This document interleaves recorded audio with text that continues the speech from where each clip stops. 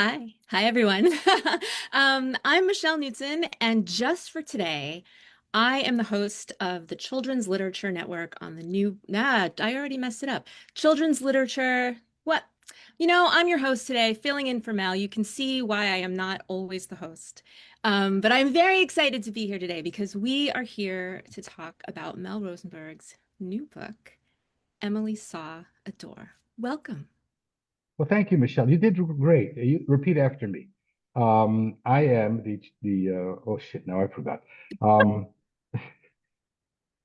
Whatever it is, the host of the Children's Literature Channel. Channel. I am the host of the Children's Literature channel on the New Books Network, just for today. That was great. Okay. Just for today. Meanwhile, Yes. I have plans. Um, we'll see. We'll see how I do. Um, well, so you are usually the person asking the questions. Obviously, how does it feel to be on the other side? I don't know yet. It feels weird to start. I'm not. Well, my hands are very cold. I'm a bit nervous to be Okay. frank with you. It's going to be fine. It's going to be fine. Everybody who is listening and watching is so excited for you. They are your fans. They are your people. So like you're just talking to friends. You're talking to friends. Okay. Do you Well, do why psychological consultations too? I'm available for all the things. Okay. Why don't you start by telling us a little about the book? Okay. Well, first I'm going to tell everybody why I asked you to interview me Okay. because I think the world of you and your writing. Hmm, thank you. That's And very you've been on the show twice, and we had a remarkable time. And I figure that you want to get back at me for some of the things that I said. So here is your opportunity. So Emily excellent. Saw a Door, illustrated by the incredible Orit Magia. And it's huge and it's blue and it's beautiful. And I shall open it up. I opened it up actually by accident on the best spread, Oh yeah, which has no words. beautiful. And actually, this is the part of the book that I didn't write. So it's a story about Emily going from door to door, seeking a place where she will be welcome, not finding any, and in the end creating a door of her own. I'm giving too much away, but what Orit did is she decided that when Emily creates a door of her own, it's not enough. She has to create a world of her own, and she did this. And for some crazy reason, I'm proudest of that spread that I had very little to do with. That's all. That's sometimes how it happens, I think. I have often been surprised by like how much I love what the illustrators do that have nothing to do with me. But it does have to do with you because, Ostensibly, right, yeah. none of this would exist without your words in the first place. So you still get to take credit for everything, is what I'm saying. Yeah, we talked about this. You we talked about this with I think with the Spider book, with your beautiful Luigi book. Mhm. In order to take credit for everything, you have to take credit for nothing. You Yep. have to lose your text. You have to die as an author in order to be reborn. Um, I don't know whether in a Christian sense, both of us are kind of Jewish, but there is a rebirth involved in every story. I think that's true. I think that's true. You sort of you're there, you put yourself in it, you create this thing, and then you have to you have to let it go. And I don't know if I like to think about the dying and I feel like more of like a sharing and giving away. But Mhm. rebirth is good too. But you're young and I'm old, so and um, the book is launching with the Penguin Random House, the Random House Studio, Mhm. on February 24th. And I am as excited as pie. I'm going to New York for the launch, which everybody's invited to, including you. And go ahead and ask me things. Do you want to say the exact date and place of the launch while we're talking about it? I could Or if I do you remember. Yes, it's at the Okay. corner Where can we bookstore. find that out? How can we February know? 24th. Oh, all right. February 24th, corner bookstore, corner of about 93rd and Madison. and very excited about that. And I'm coming together with Orit Magia and our Israeli publisher, Meira Firon, and our Israeli chief editor, Yotam Schwimmer, who created Emily in Hebrew. And I don't know if people know that, but it was originally published in Israel. So I'm going to jump around in my questions because I was going to ask you about that. So how much, if anything, has changed from the Hebrew version and the English version? Okay, everything and nothing. Okay. Next question. So, people ask me, who translated the book into English? Mhm. Okay, but actually, the book was actually written in English. Ah, okay. I came to Israel when I was 18. I came for 1 year. It kind of dragged on, as you can see. I'm still here. Um, but I think in English, and I learned that I should write my children's stories in English. For many years, I wrote in Hebrew, but English is like, the language that I sleep in and that whatever. Mhm. So Emily was written in English. And when Yotam Schwimmer saw it and accepted it together with Meira, they asked me to chop it down because it was part of a series of early readers. It was less than 500 words. I know that that's strange for you. Um, but even that was too long for Yotam. So he wanted 300, 350 words. And that's like a big oy vey thing, right? You've done your best to condense a story and you have to stretch it more. So I kvetched. And we got it down to 315 words or so in Hebrew. And Orit, she illustrated the Hebrew version. And it was edited. There was some major differences Mhm. in the editing process, which I can talk about, but it came out in Hebrew. I will show you if I made the Hebrew book, which is not blue, it's orange. Mm. And it won the major award in Israel. And PJ Library recently purchased Oh, 50,000 very nice. softback. It's actually the PJ Library of Israel, if you have pajama. And so practically every kid here in the country in second grade has a copy of Emily, and they're all creating doors, and it's wonderful. That's incredible. Um, That's wonderful. but you see, because my dream was, of course, to try and sell the book in America.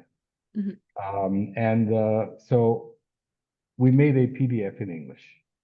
So what I did is I took the Hebrew of the book and the original English, and I melded them together because now Yotam was not watching over my shoulder. It could be a little longer than 315 words, but less than 500. And so I made a PDF version that was like the English to Hebrew back to English, Okay. with the pictures. So everything was like it fit. And then I judiciously started to send it to people who I thought might read it. That's about it. Okay. It makes me feel a little better to know that it started out at least a little long because I did, I am jealous of people who can write short picture books that are actually very short. All you do is you look at the thing and one word yes and one word out, one word yes and one word delete. Very simple. I can't do it. Um, okay. So so we're jumping all around, but that's fine. How did the idea first start before you wrote the very first version in English? Um, how did the idea come to you? Is it based on something, inspired by something? Well, we had this discussion. Um, like, where did the library line come from, and where did Luigi come from, and where did Marilyn Monsters come from? And you have over 50 books where ideas came from. Um, and the truth is, I don't know. At the Tel Aviv beach, there's a carousel, and it has a sign. The sign says, if you are less than 80 centimeters tall, you can't go on the carousel. And I looked at that and said, that's so unfair. That's the story of my life, being too short, too fat, too Jewish, too left-handed, and I could go on. So I think that was my immediate prompt. But God knows, I was writing it in a place where I worked in an innovation center with a billion doors. And 50 years ago, I wrote a song about the Doors, and I liked the Doors. And there were doors that refused me when I was a kid. So, you know how it all comes together, and some of it is cognitive and some of it is non-cognitive. So it just kind of gelled, and it wasn't like your library lion, Michelle, where I just wrote it one night and it was done. I Not wrote it, quite, not quite done in one night, but almost. and it, it it went through a long process, and I added doors and subtracted doors, and I think that one of the main things that happened was that it kept shrinking, you know. Mhm. Um, at the beginning, I felt bad because where's Emily coming from? You know, where is she? Where are her parents? What is this place where there's just doors and voices behind the doors? But I'd previously written a book in Israel about a hedgehog, maybe a porcupine, one of those, you know, with spiky things. Little signs. Yep. And like Gregor in Metamorphosis, Gregor something, Kafka's book, Gregor Samsa or something, Smarsma, wakes up in the morning and realizes he's a kind of a cockroach. Hmm. In my story, which was inspired by Kafka, this poor hedgehog, Tim, or porcupine, wakes up in the morning and realizes all of his quills are backwards and nobody wants to touch or hug him. And my great fear was, you know, kids are going to read this and they're going to say, well, however did that happen? But not one single kid did. Yeah. So, you know, like a lion walked into the library. I don't remember your first sentence. Maybe you do. What was your first sentence? One day, a lion came to the library. Okay. So a good thing that one of us remembers that. And you know, I mean, kids could ask, but what's the lion doing in Ithaca or wherever the story takes place? Um, and why is he walking into the library? Who let him in anyway? And how did he get into the university, et cetera, et cetera, et cetera? Does he have sisters who studied at Cornell? Um, but kids just walk into the story. Yeah. So essentially, what happened was it just kept narrowing until knock knock. Who's there? And that's how the story started, I think. Which is perfect. Yeah, that's the moment. I think you're right. Kids are ready to just be in the story as soon as you're ready to take them in. And yeah, and in Israel, there's over 50,000 books in print. And not a single kid has asked me, where's her mother? Who let her out? What's she doing? Um, so Yeah, kids are because smart. it doesn't, none of that seems necessary because that's not the heart of the story, right? And did you start like in your early drafts, did you have that like were her parents visible or you had more of an explanation of where she came from? I never had, you see, and I was always I kind of felt guilty. I should have, and Oh, I see. You were. there was glue, you know. Amy, Emily, forgot her name. Actually, she was Julie for a day and a half, Ah, okay. and then I picked Emily. I think because Emily's a very strong name for a girl, and Hmm. it's a little bit like Melly, and you know Emily's a little bit it's a bit Ah, okay. autobiographical, Yeah. It but also it's a just has girl. that nice, the three syllables works nicely. Like it, the sound of it works. Yeah, and so she became Emily quite quickly, and there was all kind of glue, you know. It was windy, it was snowy, she was cold. She wandered this way, she walked that way, and like over time, it just you know it's kind of an allegory, and kids will appreciate it as an allegory. So it's obvious that she's on the outside looking in through the whole story. I Yeah. don't need to add the wind and the you know. No. So it became bare bones over time. And I feel like I'm trying to envision that, and I feel like it would have taken away, right? Because then you would have, if you're talking about the weather, we'd have to see the weather, and it would like that's not none of that's important. Now I want to ask you, um, because you just sort of mentioned this, and I've been wondering. So I read, so like, I read the book, and thought of some questions before I read any other interviews or anything. But then I wanted to see, like, well, what else have people, asked you about? And one interviewer mentioned the adults behind the doors who speak to Emily, and I was like, oh, like I So what my question is going to be like, who is speaking to her behind the door? But my first reading actually was that the doors were talking to her, that the doors were sort of representative and the voices were coming from the doors themselves, which I now think is incorrect, as much as someone's interpretation of a book can be incorrect. I don't think that's what you intended, but now I'm wondering what you did intend, because I didn't originally think, oh, it's grown-ups. It's grown-ups talking to her. But is that what you meant, or is it meant to be open? Who's speaking? And my kindergarten teachers in various guises, I suppose. Okay. But I'm waxing metaphoric, but yeah, these are the mean people in in in my life, for example. Okay. So in my mind, they were adults behind the door. But you see, Orit did something. She's brilliant. She's a genius. She did something very clever. And in the story, in the illustrations, which are fantastic, I'm going to show you another one Mhm. while I have you on the line. This is another favorite, the jungle door. Oh, yeah. The jungle door. They want her in. They're ready to welcome her because the tigers and snakes haven't had their breakfast yet. Um, and I was worried that the kids might be frightened, but I think the kids like to be frightened. I think so You know, too. your monster story is full of monsters, and your library line story, you have all these fantasies, and kids like a little bit of a scare.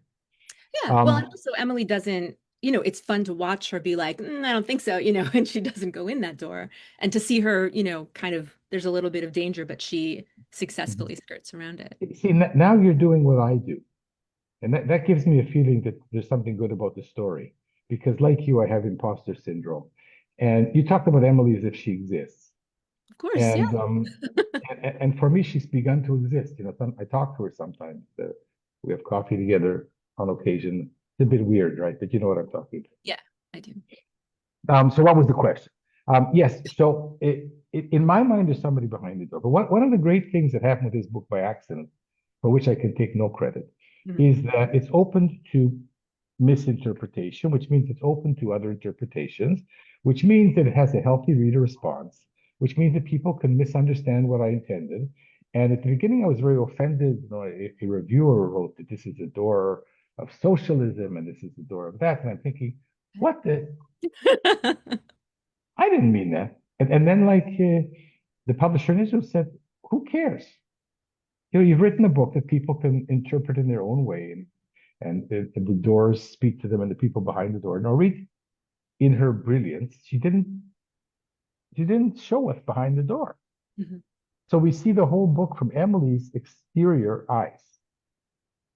We never are privy to the voices behind the door. And for all intents and purposes, it could be the doors talking. And if you see the doors talking, that's wonderful.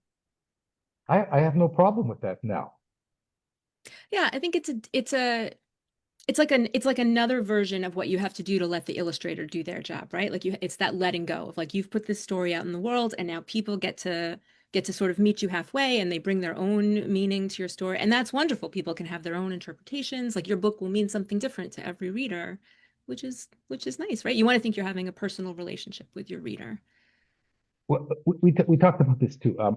And it's great to be interviewed because now I get to talk also from the other side of the door.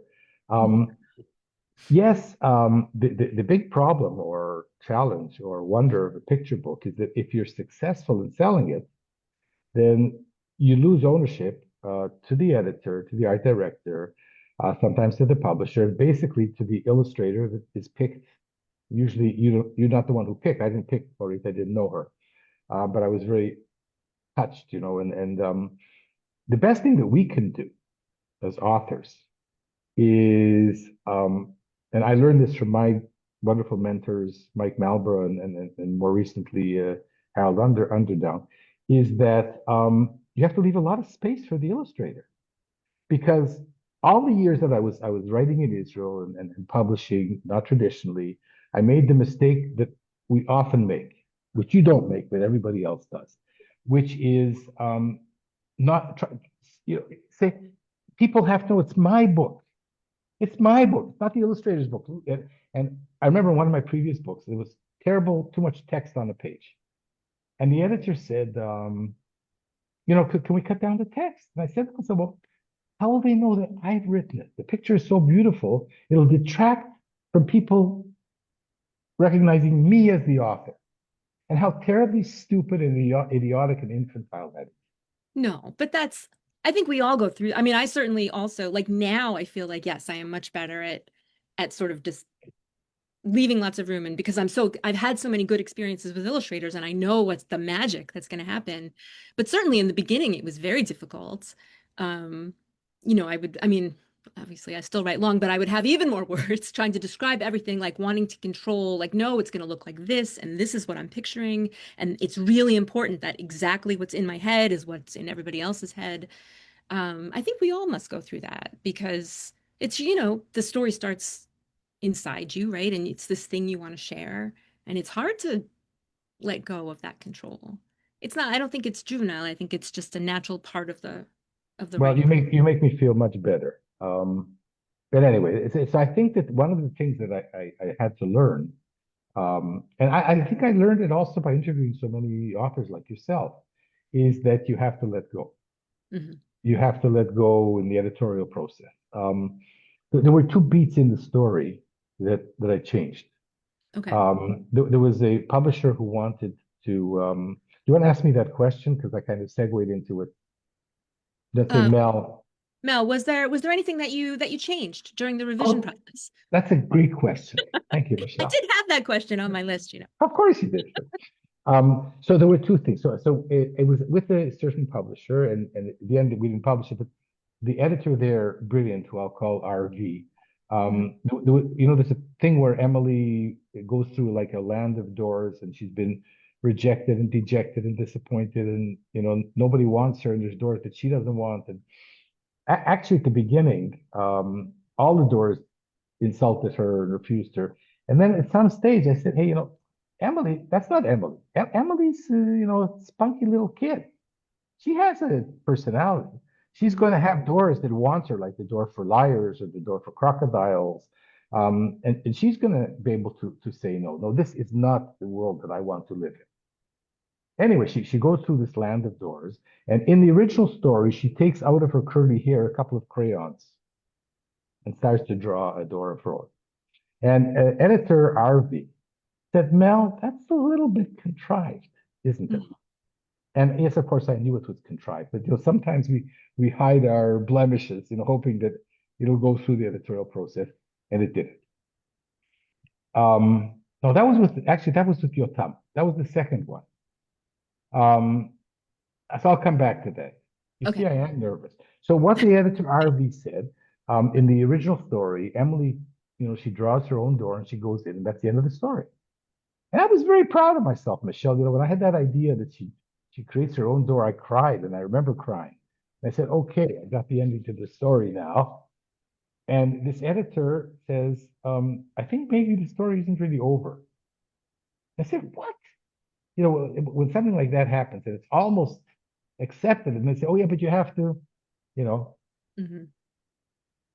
but I learned this for many years being a scientist and all of my interviews and so on, that you don't say no to editors.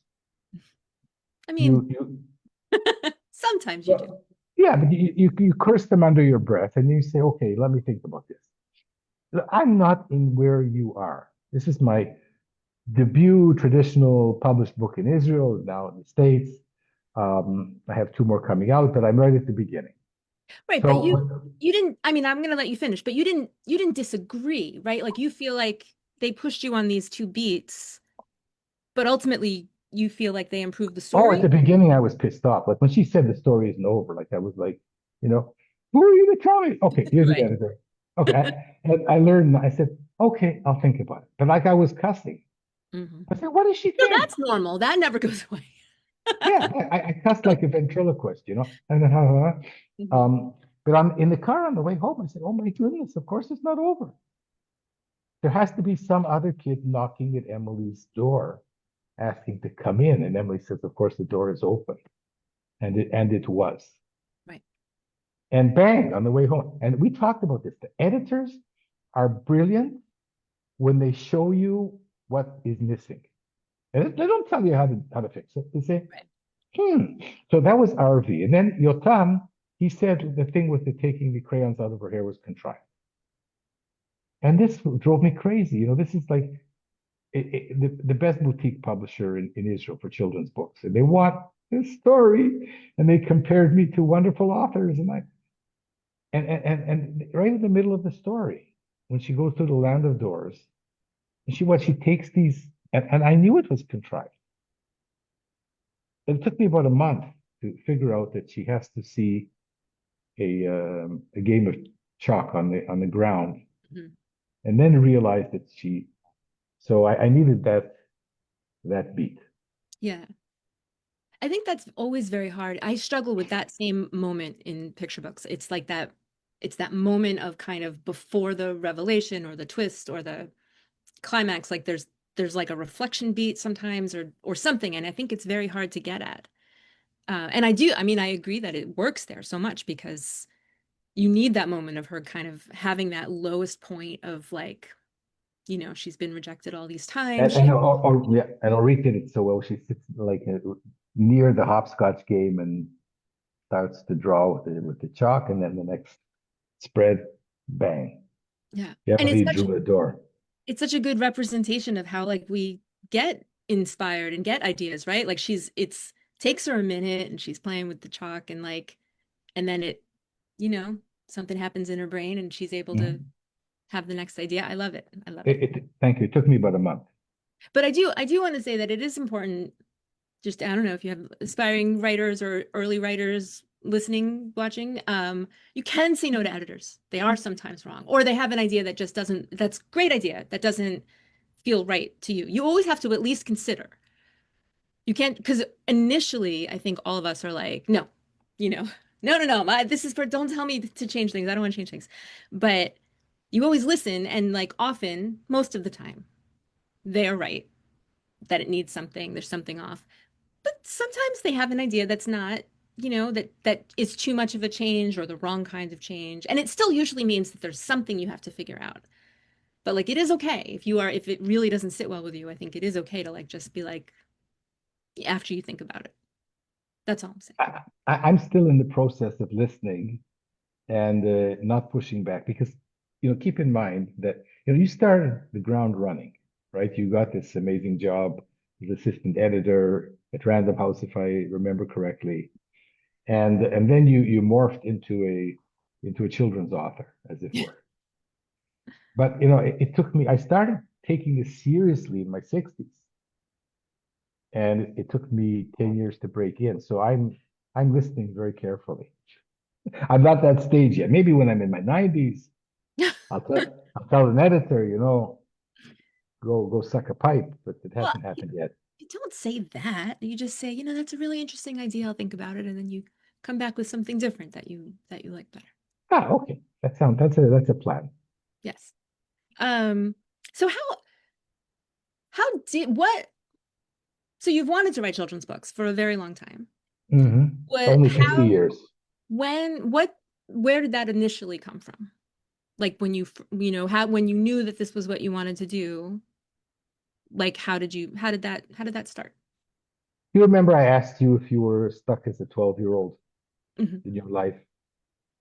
Well, I was stuck as a 5-year-old. I think that all us children's authors were stuck at some point in our lives, and then we write to there's a word in English that I don't know how to pronounce. Assuage, like we spend our lives trying to comfort that. Assuage. Yeah, thank you. To That's what happens when you leave Canada when you're 17. You know words and you can't pronounce them. Like the Knudsen thing or the Chanukah. Yeah. Um, so where were we? So where were we, Michelle? You were stuck at 5. Yeah. So I write to my 5-year-old. All my stories, and I started, I guess, in my 20s. When I was 5, up until the age of 5, my parents used to read children's books to me, and I grew up on Madeline, Ludwig Bemelman, which I still love, and Peter Pan, and the Golden Books, and I love them.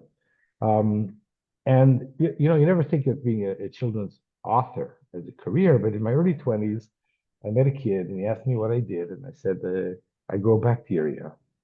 And I said, you know what? When I get back to Tel Aviv, I'm going to write you a book about what bacteria are. And actually, I wrote him this book um, that was recently republished after 30 years, Oh, wow. which is a nonfiction Hmm. mostly in verse called Bacteria Galore by Sunday at 4, but in Hebrew. So it's Chaydakim Milyon Ad Yom Rishon.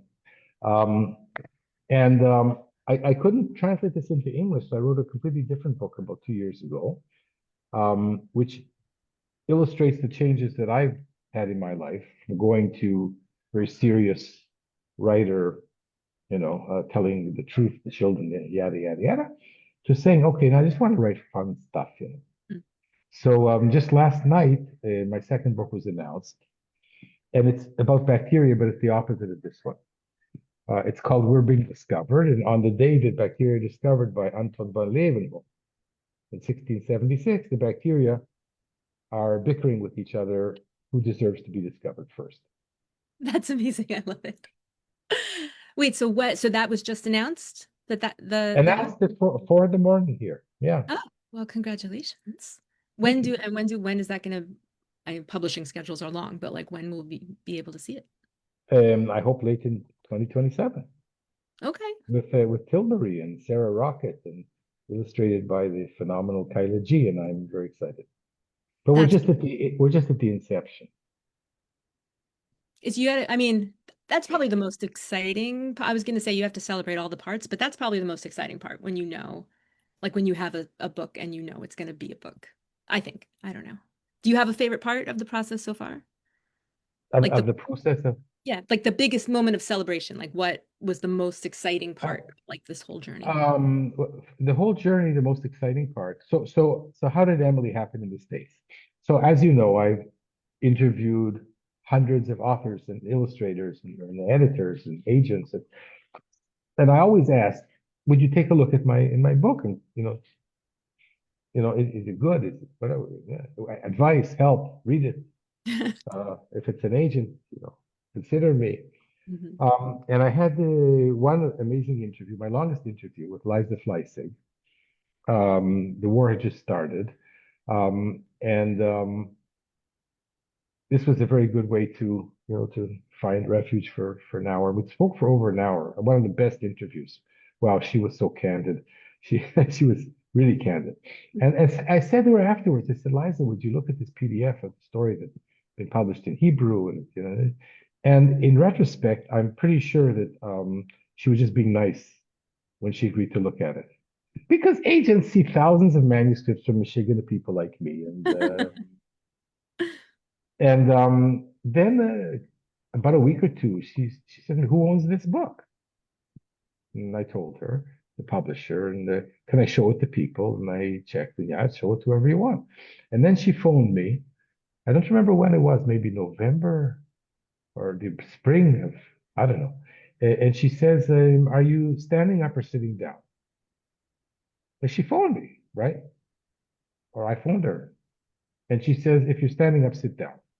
Because I think I just sold your book to Annie Kelly at the Random House Studio with the illustrations. And I'm like, so that would have to be the peripatetic moment. Yeah, that I think that is the best. I think that's the best of all the good moments. But like when it actually comes out is also a pretty good moment. So I'm glad that you are having a launch, that you're going to celebrate. Um, Yeah, that should be fun. Look, we had a celebration in Israel, and it's done very well in the Hebrew. But this is not a dream, Michelle. This is like because I could never dream that this, book um, would hit the shores of America with such a great publishing house. And so I don't know whether you can see, but I am beside myself. This is not me. This is me beside myself. I do. I can see. I feel it. I feel your excitement coming in. Well, we've jumped all around and I want to see what else I didn't get to ask you. I asked you that. I was going to ask you about the 5-year-olds because I was listening to some of your other interviews, and you would talk to Sarah Aronson about this. This was like 2 Novembers ago, asking her like what age, was that age for her. And did you say why it was 5? Like, why do you think 5 is the age that you, For me. Yeah, yeah. so I skipped that. Thank you for pointing that out. And as you see, as an interviewee, I'm a I'm reprehensible because I jump all over the place, No, which that makes means an that interesting conversation. That's good. I should go back to being an interviewer where I have to force myself to be a little linear, at least a bit linear. So yes, so I had this idyllic childhood until I was 5. Mhm. We did picture books and life was good. And then something happened at 5 at home and also at kindergarten, where they tried to force me for a year to write with my right hand. Ah. They didn't succeed. I'm a stubborn little bastard, just like Emily. And and the other thing is I had to pray to Jesus. Can you Oh, imagine a public school in Canada in the mid 50s? wow. And even a Jewish kid had to pray to Jesus. Oh And man. the kindergarten teacher said to me, if you close your eyes, pray, if you don't, if you open your eyes during prayer to Jesus, something terrible is going to happen to you. And I mean, I knew, Jesus he's not, I mean, he was Jewish, but he's not, Right. he's, is there, whatever. So of Not a course, one religious day, figure in the Jewish faith. yes, thank you, you put it so well. Um, so of course, during prayer, one day I opened my eyes and she was right. There was something terrible. She was looking at me. Mm. And I remember this moment, this moment. I remember like crying for a whole year while they tried to force me. Why force anybody to, you know? So I was short and fat and named Melvin with a Y and Jewish and left-handed. That's a And I lot. realized, yeah, and I realized at the age of 5 that I was never going to fit in. And it was hopeless. And I realized something else, and that is that I could not trust authority. Mm. So I went through my whole life, sometimes I was a very good student, sometimes I was very disciplined, sometimes I wasn't. But I knew that at the end of the day, if a teacher or some person with authority tells you something, it's not necessarily true. Which is a good lesson to learn at some point, but 5 is too early to learn that lesson, I think. See, so this is my little 5-year-old Melvin, Yeah. and he's deep inside my kishkas, and I write to him. And that is what it makes this book wonderful, and it's going to make all your books wonderful because that's, you know, if it comes from something real inside you, like an emotional center like that, it's going to be a story that speaks to other young readers, that like finds them where they are and like um Kishka to kishka to kishka. yeah, exactly. It's the upside of like having to experience that pain as a child, right? Like having these things that like imprint themselves on our souls and we have them forever and like then you get to use it in your books and make great books. Yeah, but okay, so I'm going to ask you. I mean, you had some traumas when you were 12 that we didn't really, I didn't force you to talk about them, but you forced me today, which is okay. Um, but wouldn't it be better if we didn't? I mean, like, I didn't have to be Melvin with a Y, and they didn't have to force me to change my hands.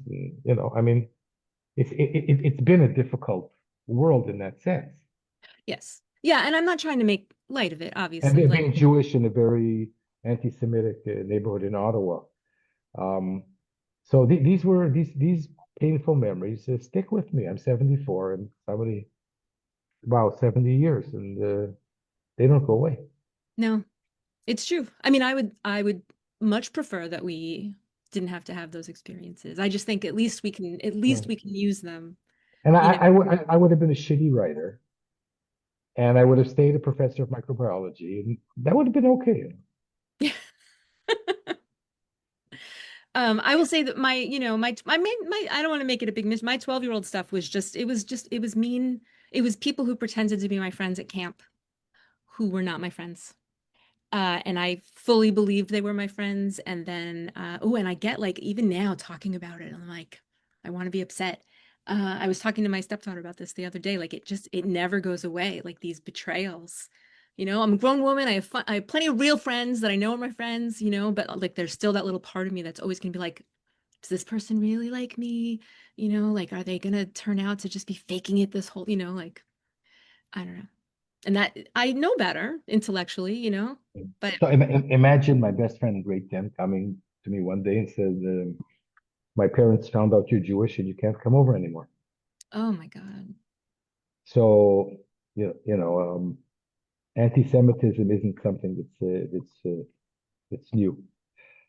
So anyway, but I mean, I've had a great life, and I feel so incredibly lucky because I tell everybody the chances of getting published are 1 in 1,000, 1 in 3,000, and we've done it. And no matter how well you write and the stories and so on, you still have to have an incredible amount of muzzle, of luck and fortune, and meeting somebody who's interested in that kind of book that you've written, et cetera, et cetera.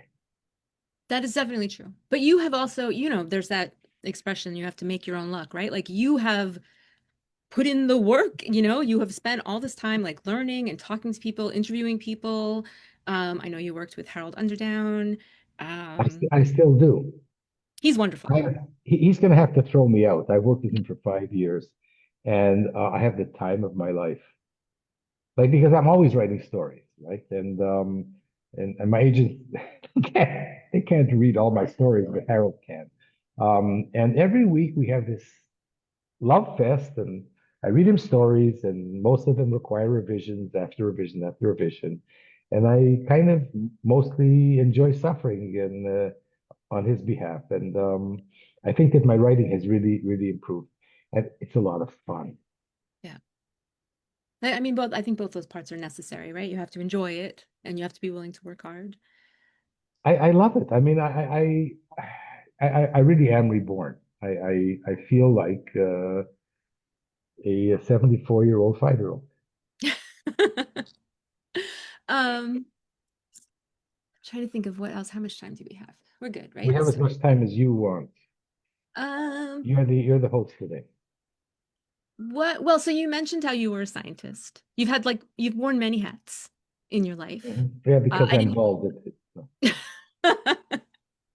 um, jazz musician? When was this that you were a jazz musician? Well, I still am to a certain extent. I played classical piano when I was a kid, Mhm. and then one day I told my teacher, I'm playing Beatles now. Do you want to teach me to play Beatles songs? And then when I came to Israel, there was a great jazz musician with me on the kibbutz, and I gravitated to jazz, but I was never really technically that good. But at the age of 40, I started to play saxophone, to learn saxophone, and to sing. And I took it very seriously for a while, and I released 2 albums, and I Oh my reached, God. yeah, I performed a lot, including festivals in Israel, and I reached the highest level I could, which was a certain level that you can reach when you start playing saxophone when you're 40, and you start singing when you're 48. You're a musician, you know what I mean? But I love it. Yeah. You still play. I still play, but I play piano, and I've gone back to jazz piano. And I play all the old standards and some Broadway stuff. And I learned to comp, to sing at the same time, which isn't easy. Um, and I just love it. That's very cool. That's very cool.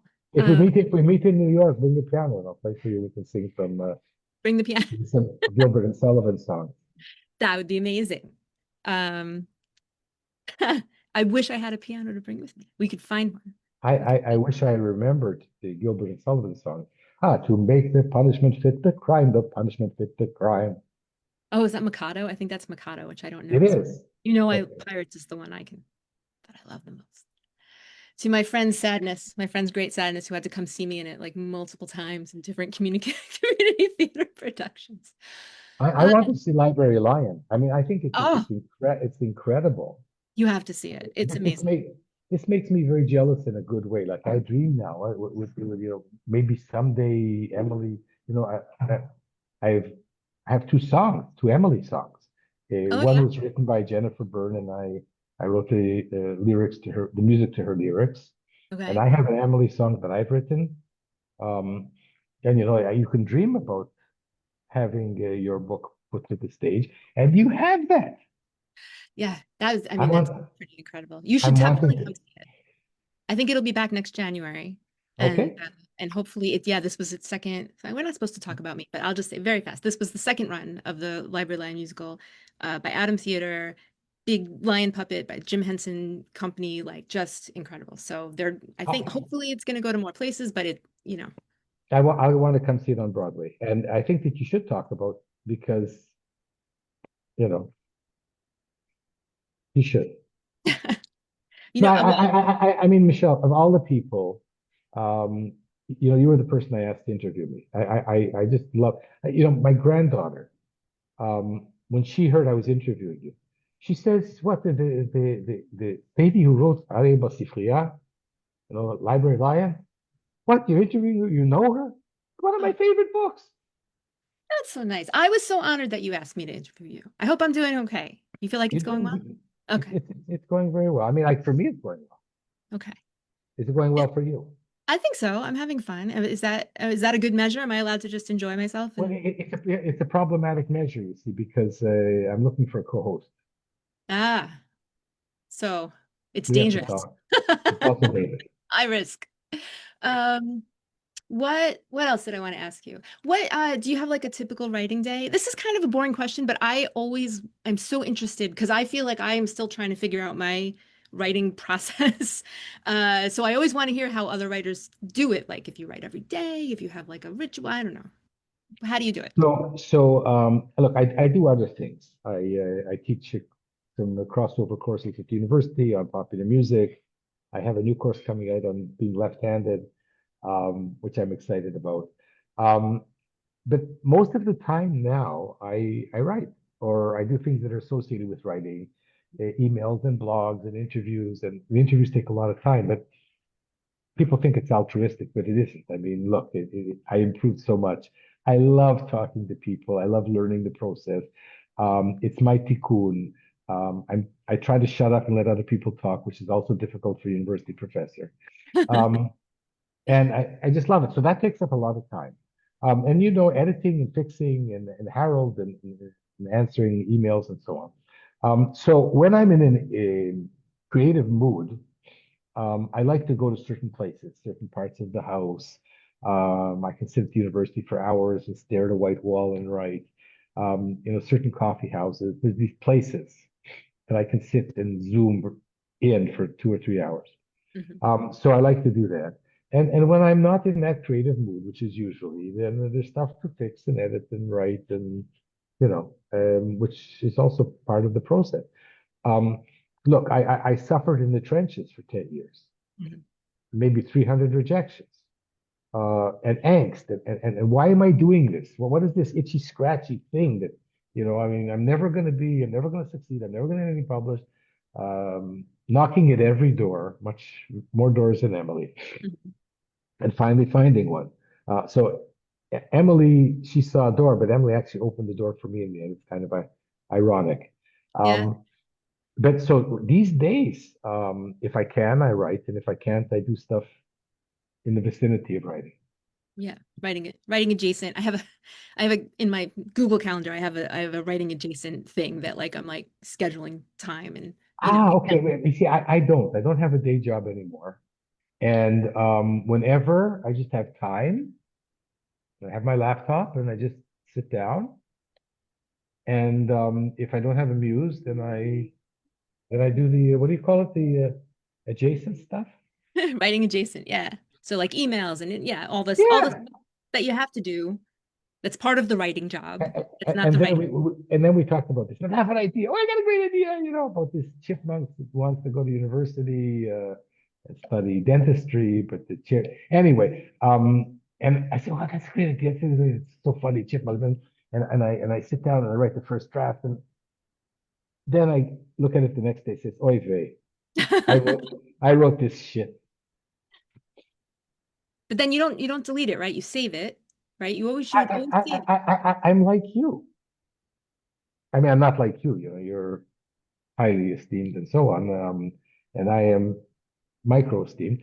But yes, I keep things, I keep everything not necessarily the handwritten stuff, but I also have these handwritten books that sometimes I remember to write in.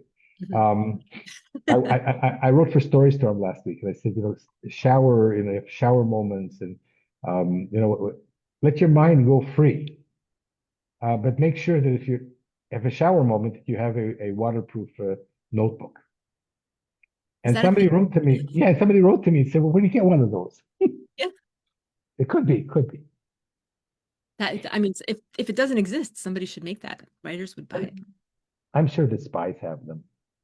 That's probably true. Or you could just, well, I guess you don't Divers. necessarily. I have I think of ideas when I don't drive that much, but if I am driving, I will have an idea in the car, and so I just send voice texts to myself while I'm driving, which don't always make sense Wow. later, but sometimes. In Israel, that's illegal, by the way. This is Even part of if my it's problem. hands-free, like even if Like it's you have this, like you're dreaming, you have this idea, or sometimes you're dreaming with a shower, driving the car, you have this great idea. And then you say, oh, I'm not going to write it down. I'm going to remember. This is such a oh, great idea. I'm going to remember. yeah. And then I get home. I wake up in the morning and I can't remember the idea. Yeah. I can't remember if I have a thought and then I walk into the next room. I'm not gonna like if I would You're, try you're to. just you're just saying that to make me feel good. No, it's true, sadly. Lots of moments of like, why am I, what was I, how? Yeah. I write So everything down. There's like I write post-it notes everywhere so I can like, I write whenever I can. I write on the computer mostly, mm. and that's my life right now. I It mean, sounds, there's family and kids and grandchildren and Israel and so on, but whenever I have time, I write. and what are you, can you tell us what are you working on right now? What your next, well, we know what the next thing is going to be is the bacteria story, right? The bacteria. So I'm working on a bunch of stuff with Harold. Okay. Um, I will tell you, there's another book that's going to come out next year in Israel, so I can say a few words about that. Okay. That's about a girl. I figured that I should write something different than Emily, about a girl who's completely different. Okay. So this is a story about Penelope, and she has a running dialogue with the illustrator. He cannot or she cannot do right by her. Her hair's not right. This is not right. This is not right. Until she gets him so upset that he thinks that he turns the tables on her. But he creates a character that turns the tables on both of them. Okay. That sounds amazing. I love that interactive sort of uh setup. Yeah, and now the illustrator's going to have to bring this to life. So imagine a story where you have the character who's changing with the illustrator. Um, and this is also, it turns out it's not dissimilar from Emily. Like I Okay. said, I'm going to write something, she's going to be the opposite of Emily, but she's not because she also wants a different world. Mhm. And there's also this meta world of the illustrator coming in, of creating a reality from drawing within the book. So people are going to think that I took this from Harold and the Purple Crayon. Oh, Um, no, I don't think so. It's I don't different. think so either It's because different. I didn't, when somebody wrote me that, I didn't, because in Harold and the Purple Crayon, he does draw a door at some stage. Right. But there's other books in which people draw doors, it turns out. I didn't invent that. But 10 years before Harold and the Purple Crayon, there is a Disney animation of a Benny Goodman tune called All the Cats Join In. Mm. And in that animation, which everybody should see, um, like you have the music of Benny Goodman, it's great. Um, and from the get-go, the illustrator, you see the pencil, as it were, like the animated pencil drawing the Mhm. things as you go along. And there's one scene where he draws this girl and her girth is too wide and the guy doesn't want to dance with her. And she looks at the illustrator, or she looks at the camera, if you will, the animation camera, and he takes the eraser and makes her skinnier, shall we say. So this Ah, is the 1940s, nobody would, but to look back at this, I think this is a huge inspiration for me, this hilarious 5-minute animation where you see, as it were, the illustrator working on animation while the animation is running, and of course it's all cartoon. Right. Genius. Yeah. No, I mean, I love how there's so many ways to kind of look at, I mean, obviously that's a very literal, look at like the illustrator's job, like while the illustration is happening. But I don't know, I feel like your idea for your story is reflective of sort of like that back and forth relationship too with the, not that we get to work directly with, I mean, I assume I should ask you, you didn't get to work directly with your illustrator, right? Like It, her it, work. it was like you and your friend, right? Where she would say to me, I have some drawings if you want to see. And I said, oh, yeah, yeah, no, no, don't show that. Yeah, Yeah. yeah, yeah, no, no, no, Because you want to no, let her no. do her thing. Yeah, the only thing that she showed me was Emily. Mm. And wow, her Emily is like such a empathy magnet. With a little purse and her I don't know what's called this little coat and her hair, and it was like a wow moment.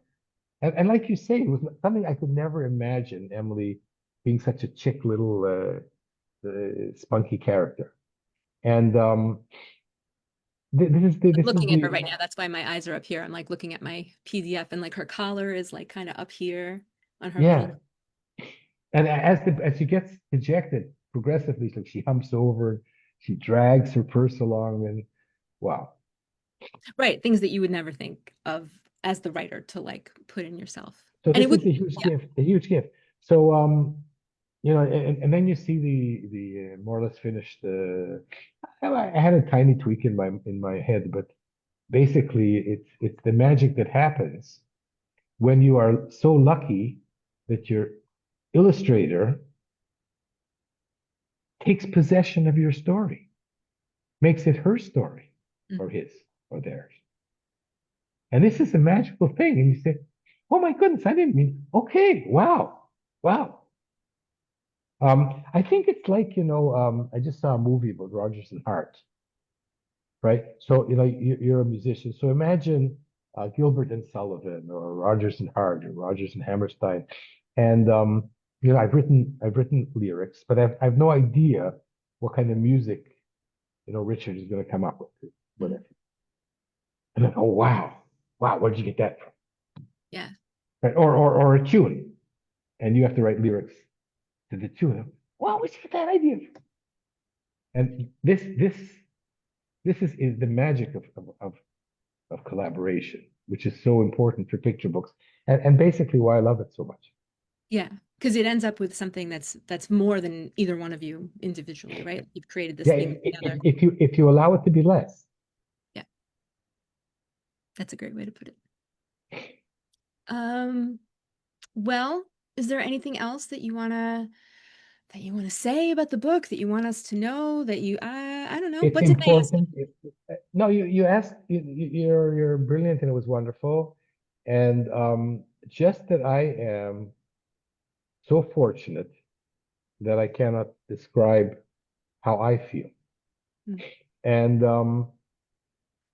it's at the age I'm at the situation I'm in, to have this book and the interest and this interview with you is it's a kind of a miracle. I'm not a big believer in miracles, but in a sense, it's something that I could never have dreamed of. So I think that um, I feel for all of the people that are on the way, mhm, and I want each of them to succeed. But part of the journey, and maybe I should end with this, at least for me, after 60 years of not getting it right, is the understanding that it's not just taking a pencil and writing a story. It's studying and studying and learning and writing and revising and taking courses and hiring mentors and learning and failing and failing and failing and failing and failing. Then sometimes you get lucky. mhm. I think that's a And great way to. I got lucky. So I'm grateful to hundreds of people, Michelle, hundreds of people, including you, who helped me along the way. It's incredible. Yeah, like as a scientist, what scientist helps other scientists? It's not like that. It's not like that at all. No, the children's book community, I think, is very special in that way. There's a lot of like paying it forward. There's a lot of like reaching back and helping people because somebody else helped you get to where you are. And there's, Yeah. it's So, that there's room for all of us kind of thing. which is why I think you should consider being a host of the children's literature channel. So listen, this has been great. Um, and you can sign off, and I Okay. will help you. Okay. Hi, What? I'm Michelle Mickey Knudsen. Oh, actually, hi. Once again, I am Michelle or Mickey, if you know me. Knudsen, because my family dropped the K, but the pronunciation of the K when they in one generation, I don't know how. But there's a story there. There's a story there. Maybe so. What happened to the where's the K? I mean, the K The, is still there. It's just silent. Who silenced the, the special K. the special? Will we be sued by Kellogg's? Hold on, let me write this down on my post-it note. Okay, so We have a yes. story. Yeah, so I am. So I am Michelle Knudsen. I have been honored to interview Mel Rosenberg about his US debut picture book, Emily Saw a Door, beautifully illustrated by Orit Magia. Did I say- Magia. Great. Well done. Okay, so close. And I And, loved getting to talk to you. and perhaps we'll meet in New York and continue. Yes. But in the meantime, you forgot to say that you're the guest host today. Yes, I am the guest host. Your debut. This is my debut on the Children's Literature Channel on the New Books Network. And it has been my honor to be here today. The honor was mine. Thanks so much and hope to see you soon. Yes, I will see you in New York. Bye. Thank you, dear.